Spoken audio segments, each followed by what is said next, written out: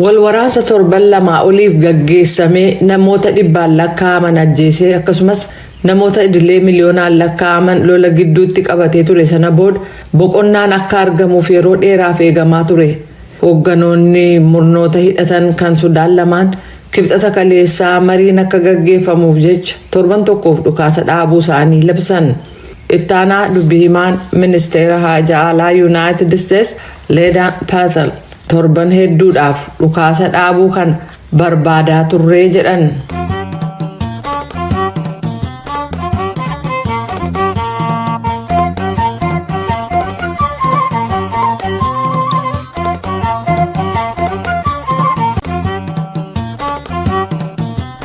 Every time that this ceasefire is extended, it allows us to continue to work. Dhukaasa dhaabinsi waara'aa yeroo hundumaa karaa gamtaa Afrikaa, IGAD akkasumas tokkummaa mootummoota nus dabalatee harka wal qabachuun diinummaan wal ilaaluun dhaabbatee tarii kan fedhii uummata Sudaan ta'a jennee amannu gara mootummaa ce'umsaa ijaaruutti nu geessuu mala. Pireezidaantii Yuunaayitid Isteets Joo Baayiden kanaan dura hokkara kana kan of eeggannoo hin qabne jechuun hatattamaa fi haalduree tokko malee dhukaasa dhaabuun gargaarsi namoomaa danqaa tokko malee akka raabsamu gaafatanii turan. Yuunaayitid Isteets baatii darbee jechuun eebila gaafa 22 hojjetoota ishee gamasii baaftee yeroof hojii embaasii ishee kan Sudaan keessaa addaan kuttee turte. Kibxata kaleessaatti gaafatamtuun pireesii kan White House Karine Jean-Pierre quba wal qabnaa jedhaniiru. We remain in close contact with the Sudanese military and civilian leaders to see what we can to help them identify a path to Hoogganoota waraanaa fi siviilii kan Sudaan waliin walitti dhufeenya cimaa taasifneen karaa itti diinummaan wal ilaaluun itti fufiinsaan dhaabbachuu danda'u akkasumas kan qophii gargaarsa namoomaa dabalatee maal gochuu akka dandeenyu ilaaluuf yeroo hundaa sadarkaa olaanaa irratti wal quunnamaa jirraa jedhan. Finfinnee keessatti gamtaan Afrikaa kibxata kaleessaa akka beeksisetti isaanis rakkoo kanarratti cimanii hojjetaa jiru. Qoqqobbii Yuunaayitid Isteets waggoota kurnaan lakkaa'aman darbaniif Sudaan irra keessee fi hariiroo Waashintaniif Kaartuum gidduutti qormaata ta'ee ture sun michoonni naannoo yookaan kutaa sanaa kan Afrikaa Sudaanii fi furmaata barbaaduu keessatti hirmaachuu qabu jechuudhaan aangoonni Ameerikaa akka dubbatan taasisee jira. Dura taa'aan Koomishina Gamtaa Afrikaa Mohamed Labat akka jedhanitti We have agreed on the necessity to intensify collectively and individually all our effort. Yeroo gabaabaa keessatti dhukaasa dhaabinsa hunda hirmaachisee fi kan haalduree gahaa qabu guutummaa Sudaan biraan gahuudhaa fi waloo fi dhuunfaan tattaaffii keenya hunda cimsuun barbaachisaa ta'uu isaa irratti waliigallee jirra. Dhaabileen tokkummaa mootummootaa akka jedhanitti wal waraansa Sudaan kanaan namoonni 334,000 ol biyyattii keessatti manaaf qe'ee ofii irraa ka buqqa'an yoo ta'u 10,000 hedduun kanneen lakkaa'aman immoo gara biyyoota ollaatti akka baqatan ibsan.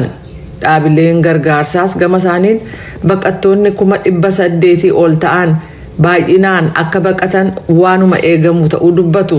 Kaartuum keessatti halkan yeroo ga'u namoonni hedduun dhukaasa dhaabinsi labsame kun boqonnaa fudhachuudha moo waan haaraa jira jedhanii gaafatu. Guyyootiin fuullee keenyaas kanaaf deebii kennuuf.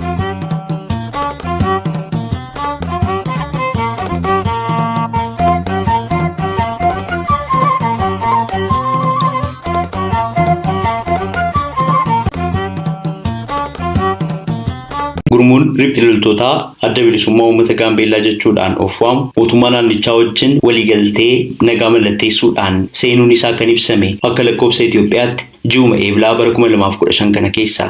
Kanuma wajjin wal qabatee namootni maqaa gurmuu hidhattoota kanneenii wajjin wal qabatee hidhamanii turanii fi miseensotni isaa hiikamanii leenjii haaromsaa seenuu isaanii ajajaan duraanii gurmuu hidhattoota kanneenii Gaatulaak Buum himanii jiru.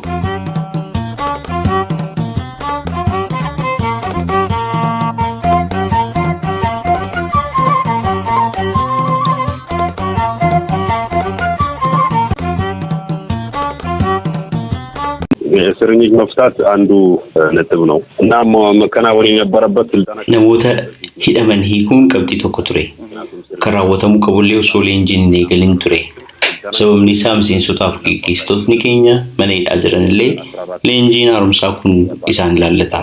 Ejjennoo jedhurra waan geenyeef miseensonni keenya amma hidhamanii jiran 14 ta'an keessaa 5 qofatu ammaa hiikame jechuun dubbatan. Haa ta'u malee namoota sababa maqaa isaaniitiin wal qabatee hidhaman keessaa hanga ammaatti kan hin gadhiifamne akka jiranillee Gaatluwaak Buum itti dabaluun ibsanii jiru. ግን አሁን እንደታቀደው እና እንደታሰበው የሆነ አይደለም akka karoorfametti deemaa jiru namoonni 9 ta'an ammallee hidhaa jiru akka nuun jedhanitti namoonni 2 galmee mannaa hin qaban namoonni 4 ammoo dhimma isaanii kan ilaalu mootummaa federaalaatiin nuun jedhan namoota 3 immoo meeshaa waraanaa karaa seeraan alaa deddeebisuun shakkamuun kan isaan himatamanii jechuun nutti himan isaan garuu gocha kana hin raawwanne jechuun dubbatan. Hoogganaan itti aanaa biiroo nagaa fi dhimmoota nageenyaa naannoo Gaambeellaa obbo Utoo Ukoot gama isaaniitiin hidhamtoota hiikuun waliigaltee nagaa kana irratti kanneen mallatteeffaman keessaa tokko ta'uu dubbachuudhaan kanneen hiikaman akkuma jiran kanneen maqaa gurmuu hidhattoota kanneeniin wal qabatee hidhaman keessaa akkaatuma waliigaltichaatiin kanneen gara fuulduraatti hiikaman akka jiranis kan isaan ibsan. ጠቅላላ በእነሱ ስም ምክንያት የታሰሩ ወደ 18 ናቸው። Maqaa kana wal qabatee namoota 18 ta'antu hidhame isaan keessaa 7 gadhiifamanii jiru. Kanneen hafanis gadhiisuuf karoorfamee jira. Warri kaan dhimmi isaanii mootummaa federaalaatiin qabame. Dhimmi isaanii kan qabatee jiru ammoo biiroo haqaa waan ta'eef karaa sana raawwatama. Warri kaanis yoo yakka raawwataniiru ta'erraan kan hafe fakkaatuma waliigaltee nagaatiin kan gadhiifaman ta'a jechuun dubbatan. Miseensota adda bilisummaa uummata Gaambeellaa gara fuulduraatti dhufaniifis mootummaan naannichaa leenjii haaromsaa kennuudhaaf qophaa'aa ta'uu kan dubbatan obbo Utoon faayidaa waliigalteen nagaa kun ni fidaa jedhan haala kanaan ibsanii jiru. አንደኛ ክልሉ ከስጋት ነፃ tokkoffaa naannicha yaaddoo nageenyaa irraa bilisa taasisa. Lammiileenis sodaa tokko malee socho'uu danda'u. Carraattiin hariiroo hawaasummaa booreef diigame deebisanii ittiin ijaaruus ni argama. Walshakkiin uummata jidduutii ba'ee uummatni araaraaf dhiifama waliif gochuun nagaan akka jiraatullee ni taasisa jechuun dubbatan. Ajajaan waraanaa duraanii Gaatluwaak Buum dhaabni isaanii addi bilisummaa Gaambeellaa adda bilisummaa Oromoo wajjin hariiroo isaa addaan kutuu ibsuudhaan gurmuun riphee lolaa kunis gara waliigaltee nagaatti akka dhufu yaadachiisuu isaanii gabaasuun keenya ni yaadatama. Addi bilisummaa Oromoos mootummaa Itoophiyaa wajjin biyya Taanzaaniyaa Oddoolla Zaanzibaar irratti bakka qaamotni mariisanii fi idila addunyaa ta'an argamanitti guyyoota 7 darbaniif marii waliigaltee dura taasifamu irratti akka argaman ni beekama.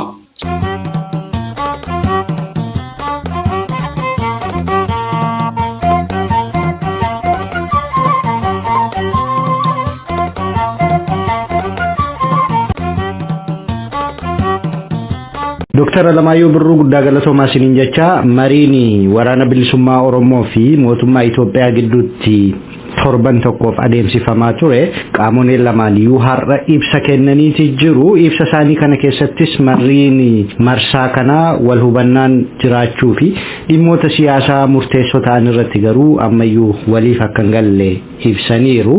Qaamoleen lamaan immoo dubbii isaanii karaa nagaa hiikachuuf ammayyuu fedhii akka qaban ibsaniiti jiru. Mariin itti aanus itti fufaa waan jedhu ibsi qaamolee lamaan maalirraa hubattanii? Kuni waan eegamu ture walumaan gaanii kanarratti waliin dubbachuu isaanii sanatu akka tarkaanfii guddaatti hubatame malee akkuma gorsituun olaantoo jireenyaa guddataa akkuma dura utuu walga'ii sanan deemiin dura akkuma dubbate haaluma gara fuulduraa itti dubbatnu haala preconditions tokko mijeessuu sanarratti walii galuuni waan guddaadha. Kana gochuuf adeemna malee walga'iin inni guddaa yookiin immoo waliigalteen inni guddaan hundee qabeessi al takkaatti hiikama jenneellee hin eegnu jedhee dubbatee ture sana dura kanaaf kanumatu ta'ee jechaadha. Ibsi qaamoleen lamaan amma baasan kun gara fuulduraatti abdii nutti argisiisu qaba waan irraa hubattan qabdu. Waliin dubbanna gara fuulduraa itti fufna. Rakkoo kana dhaabbiidhaan hiikuudhaaf hundum keenya lamaan keenya iyyuu komitmentii qabna jedhanii waadaa galuu isaanii uummata keessatti abdii qaba. Garuu isa kanarraa genuine ta'anii fedhii guddaadhaan hootti adeemu ta'e malee inni tokko irratti waa lakkoofsifachuudhaaf yookiin miila jalaa butuudhaaf kan adeemu ta'e garuu dubbiin itti hammaachaa adeema malee itti wayyaa hin qabu jechuudha. Obbo Dastaa Alamaayoo barsiisaa fi Yuunivarsiitii Finfinneetti barataa Dooktaraa barnoota falaasamaati. Marii waraana bilisummaa Oromoo fi mootummaa Itoophiyaa gidduutti taasifamaa ture ammayyuu waan abdachiisaan akka jiru anatti mul'ata jechuun eegalu. Akka kootti ibsi qaamni lameenuu baasee mootummaan Itoophiyaa fi bilisummaa Oromoos kan baase baay'ee wal fakkaachisaa keessa iyyuu darbee namni tokkichi waan barreessa fakkaata.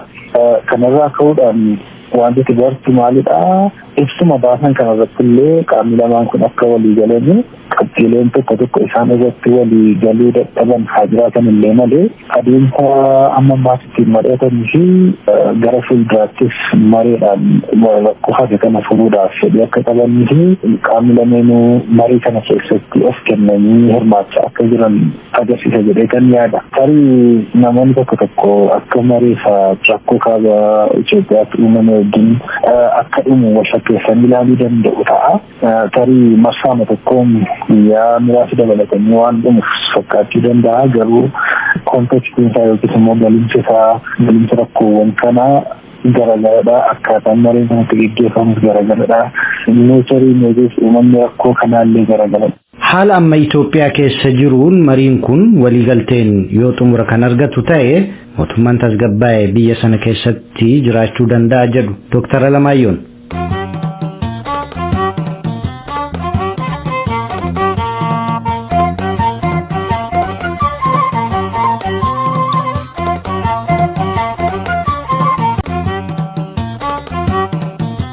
Kuni akka aduu ifaanatti fakkaata. Maaliif faaktoriin woboo biyya sana keessatti cimaadha. Mootummaan fudhates fudhachuu baates mootummaan kun edda dhufeetii waggaa shan kana guutuu lolatu jira. Hawaasni amma goodaatti jireenyi isaa nagaan isaa boora'ee qeesaa gadhiisee qonnaa isaa dinagdee isaa dhiisee maatiin addaan faca'ee hawaasni diigamee beekumsa keessa jira. Kanaaf mootummaan kun hini jira hini bulcha jechuurree amma nama rakkisutti jechaadha. Araarri kun yoo bu'e araarra TPLF faana bu'ee jechaadha. TPLF kun guddachaa jira, gaariitti adeemaa jira, poozitiiviidha. Hani woboos duuka araarri yoo milkaa'ee mootummaan kun tasgabbaa'uuf adeemaa. Obbo Dastaan gama isaaniin mariin jalqabame kun yoo milkiin kan xumuramu ta'e siyaasa Oromoo fi Oromiyaa keessatti wantoota gurguddoo sadii fidee dhufuu mala jechuun ibsu. Inni jalqabaa fi inni murteessaan nagaadha. Uummataaf nagaan hin bu'a. Keessumaa uummata naannoo lolli kun itti hammaatuu fi loltuun waraana bilisummaa Oromoo hedduminaan buufatanii argamanitti yeroo baay'ee rakkoon nageenyaa hamaa ta'etu mul'ata. Inni lammaffaan immoo namni jiruu isaatti deebi'uu danda'a. Inni sadaffaan immoo naannoo Oromiyaatti Oromoodhaaf wal ajjeesuutu dhaabbata. Akka Itoophiyaatti immoo yoo ilaalle wantooti Oromiyaan qaama Itoophiyaa ta'uu irraa kan ka'e Oromiyaan nagaa yoo argatte Itoophiyaan illee nagaa argata.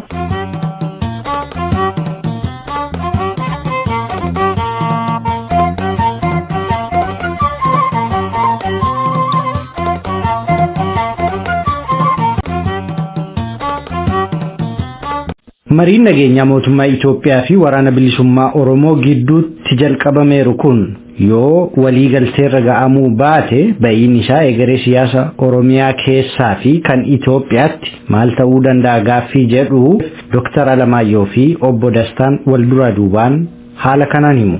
Araarri kun nagaa bu'uu baannaan mootummaan kun konistitensii isaa waan dhabee jiruu fi oolee buluu jiraachuunsaa baay'ee gaaffii keessa bu'aa jechaadha. Karaa biraa garuu kan kanatti qisaasamu kan kanatti miidhamu ummaticha guutuudha. Dinagdeedha, lubbuu namaadha, beekumsadha. Inni kun Oromiyaan keessumaa akkuma duraatti hunkuramaa jiraachuuf adeemti jechaadha. Woboonis immoo gidiraanni arguuf adeemu, lolli inni dheerachuuf adeemu akkasuma cimaa adeemaa jechaadha. Yoo milkaa'u ta'e jedhee yaaduun barbaadu beektaa fedhii guddaan inni kun akka milkaa'u barbaadu irraa kan ta'e garuu immoo yoo milkaa'u ta'e wantoota amma jiran baay'een isaanii akkuma jiran dhufu nagaa dhabuun asii fakkiitti wal ajjeesuun ومن المجال هي المرتبون مصمم كبربادة متججفهم دبون دوون تكتكو بورالين سوما برنو تكنا سياكنا معلومة راح نكتشين كناكم مجرد تتفوف أكبر دوات تتفوف مودين تاني كانت على يوهم ما تتفوف جريتا يادة الماما